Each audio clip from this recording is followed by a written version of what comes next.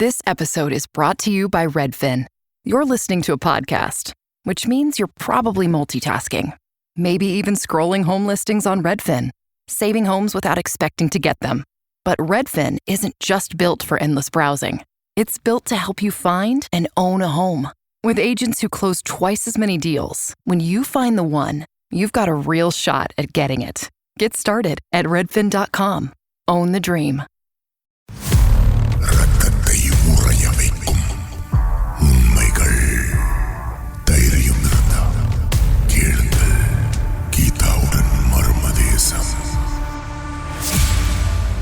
வணக்கம் ஜஸ்மின், சொல்லுங்க என்ன நடந்தது? ஓகே கீதா, ஆக்சுவலி என்னன்னா எனக்கு மேரேஜ் லவ் மேரேஜ், ஓகேவா?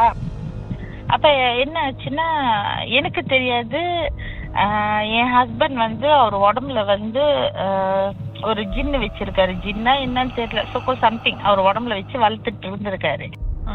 எனக்கு தெரியல. இது சொல்லி கொடுத்துருந்துருக்காங்க. ஸோ நம்ம அது உடம்புல இருந்துச்சுன்னா நம்ம சொல்லுறது மற்றவங்க கேட்பாங்க, நம்மளை கண்ட பயப்படுவாங்க. அந்த மாதிரி ஒரு சுப்பீரிட்டி, ஒரு பவர்ஃபுல்லான ஒரு இதுக்கு அவர் ஏற்றிருந்திருக்காரு. எனக்கு தெரியாது. அப்ப அவர் என்ன பண்ணிருக்காரு, என்ன அப்ரோச் பண்றப்ப நான் அவரை அக்செப்ட் பண்ணிட்டேன். ப்ராபப்ளி இதனால கூட இருக்கலாம், எனக்கு தெரியல, பாருங்களேன். ஸோ எனக்கு இதை பத்தி ஒண்ணுமே தெரியாது. ஸோ அப்ப நாங்க கல்யாணம் பண்ண புதுசுல என்ன ஆச்சுன்னா, என் வீட்டுக்கு ஒரு என் ஹஸ்பண்டோட சொந்தக்கார பையன் ஒரு நாள் வந்தார். வீட்டுக்கு வந்துட்டு தங்கினாரு, ஒரு 2-3 days தங்கினாரு. அப்ப நானும் என் ஹஸ்பண்ட் தான் தனியா இருந்தோம் வீட்டுல. ஸோ அவரு தங்கினாரு. அப்ப என் ஹஸ்பண்ட் என்ன சொன்னாரு, நைட்ல வா ரொட்டி ஏதாவது வாங்கிட்டு வான்னு சொல்லிட்டு மோட்டர் கொடுத்து சாவி கொடுத்து அவனை அனுப்பியிருக்காரு கடைக்கு. அப்ப இந்த பையன் போயிருக்கான். போயிட்டு வாங்கிட்டு ஒரு மணி 8:30 தான் இருக்கும் கீதா. அந்த பையன் போயிட்டு ஒரு மணி நேரம் கிட்ட ஆச்சு. பட் வித்தின் ஒரு 1/2 hourல வந்துடலாம். பட் 1 மணி நேரம் ஆச்சு. அப்புறம் தான் வந்தான் மூஞ்சி பாக்குறேன் கீதா, அப்படியே பேய் அடிச்ச மாதிரி ஒரு மாதிரி பயந்து மூஞ்சியெல்லாம் வேர்த்து தெரிச்சு போய் ஒரு மாதிரி இருந்தான் அந்த பையன் வரப்ப. அப்ப அவன் பார்த்தானே எங்களுக்கு தெரியுது சம்திங் இஸ் நாட் ரைட்னு. என்னன்னு கேட்டோம். அவன் சொன்னா, இல்ல நான் வந்தேன், கரெக்டா வீட்டு வலுவு கிட்ட வர்றப்ப நெருப்பு மாதிரி ஒரு உருவம் என் கண்ணு மண்ணுக்கு இருந்துச்சு. கரெக்டா நம்ம வீட்டு வாசல் கிட்ட நெருப்பு மாதிரி ஒரு உருவம் இருந்துச்சு. அப்ப நான் மோட்டர் ஓட்டிட்டு வர்றேன். ஆனா அது உருவம் என்னை துரத்துது.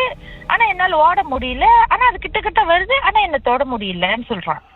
அந்த மாதிரி ஒரு உருவம் அவன் பார்த்தான்னு சொன்னான். நான் முதல்ல நம்பல. ஆனா நான் நம்பினேன். ஏன்னா எனக்கு சில பாஸ்ட் எக்ஸ்பீரியன்ஸ் இருக்கனால ஓகே, எனக்கு தெரியும் இது என்னமோ இருக்கு. ஏன்னா எனக்கும் அந்த வீட்டை சம்டைம்ஸ் ஏதோ சத்தம்லாம் கேட்கும். அப்ப என்ன ஆச்சுன்னா, அந்த மாதிரி சத்தம் கேட்டோன்னா அந்த மாதிரி கதை சொன்னோன்னே ஹஸ்பண்ட் சிரிச்சாரு. போ நீ போய் சொல்றேன்னு. ஆக்சுவலி ஹஸ்பண்டுக்கு தெரியும் அந்த மாதிரி உண்மையா இருக்குன்னு. ஆனா அவர் காட்டிக்க மாட்டேங்கிறாரு அந்த டைம்ல. ஸோ என்ன ஆச்சுன்னா, அப்ப அந்த பையன் சொல்றான் இந்த மாதிரி ஒரு 5 minutes கிட்ட அந்த விஷயம் நடந்துகிட்டே இருந்துச்சு. அதுக்கப்புறம் தான் அது விட்டு ஓடிருந்துச்சு. அப்புறம் நான் வீட்டுக்கு வந்துட்டேன்னு சொன்னான். அவன் பார்த்தது நெருப்பு மாதிரி ஒரு உருவம். ஆனா கை நீட்டிக்கிட்டே வருதான் அவனை தொடறதுக்கு.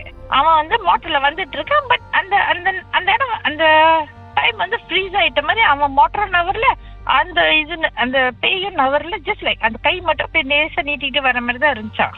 அப்புறம் போயிருச்சு. வீட்டுக்கு வந்துட்டு அதோட வீட்டுட்டு வெளியாவல.